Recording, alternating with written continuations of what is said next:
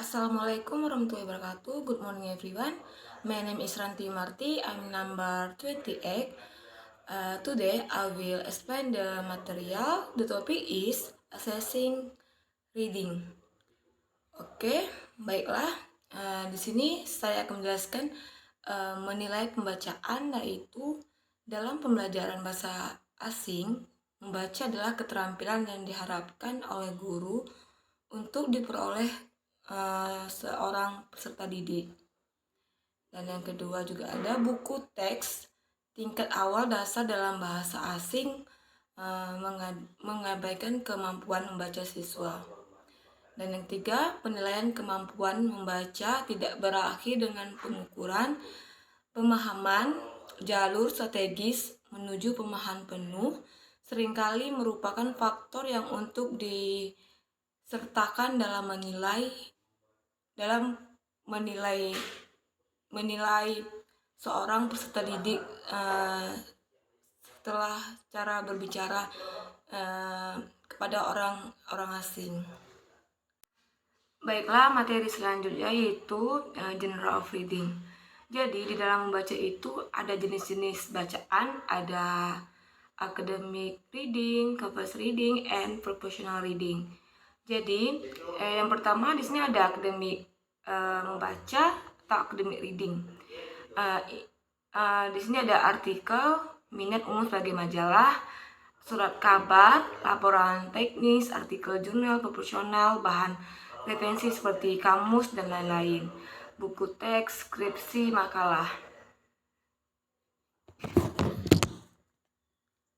Baiklah, materi selanjutnya yaitu job related reading atau bacaan terkait pekerjaan. Jadi pada bacaan ini itu terlebih pada bukunya, itu lebih mengacu pada pekerjaan. Jadi contohnya itu seperti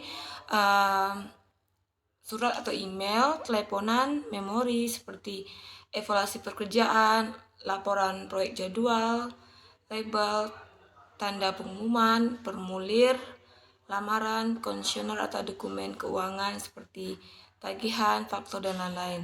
Direktori seperti teleponan kantor. Baiklah, jenis materi selanjutnya itu jenis dasar membaca. Ini ada 4 jenis, yaitu yang pertama ada membaca perseptif tugas. Membaca perseptif tugas itu melibatkan memperhatikan komponen dari bentangan yang lebih besar dari huruf wancana, kata, tanda baca, dan simbol grafem lainnya. Yang kedua, bacaan selektif. Kategori ini sebagai besar merupakan artefaks dari format penilaian untuk sebagai orang yang pasti membacanya kognisi dari filter leksikal, gramatikal, atau wancana bahasa dalam bentangan bahasa yang sangat singkat. Yang ketiga ada bacaan interaktif. Bacaan interaktif itu yang termasuk di antara jenis bacaan interaktif adalah bentangan bahasa dari beberapa paragraf hingga 1 halaman atau lebih. Dan yang terakhir ada bacaan ekstensif. Bacaan ekstensif berlaku untuk teks lebih dari 1 halaman hingga dan termasuk artikel, profesional, esai, laporan teknis, cerita pendek, dan buku. Baiklah, di sini ada bacaan perseptif. Di sini ada soalnya dari bacaan perseptif, yaitu gambar nomor 2 itu tentang lampu yang rusak. Introduksinya yaitu buat percakapan di gambar nomor 2 itu. Lalu uraikan yang percakapan dari nomor yang 2 itu tentang apa, kan tentang lampu yang rusak. Jadi disuruh bikin percakapan dari gambar nomor 2 tersebut. Baiklah, materi selanjutnya. Jadi di sini ada contoh soal dari bacaan selektif. Di sini contoh soalnya yaitu tentang vokabulari. Soalnya yang berbunyi yaitu he's not married, he.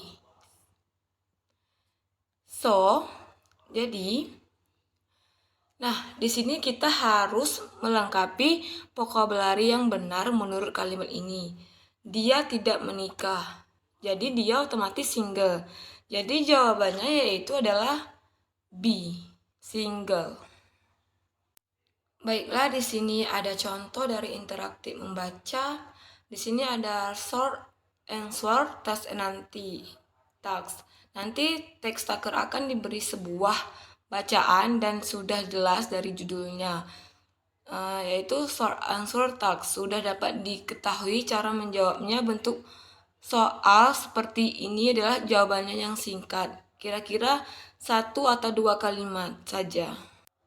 Baiklah, yang terakhir ada extensive reading dengan contoh soalnya ada skimming task. Nanti teks taker akan diberi bacaan, lalu mereka mencari informasi-informasi penting dari bacaan tersebut tanpa membaca keseluruhan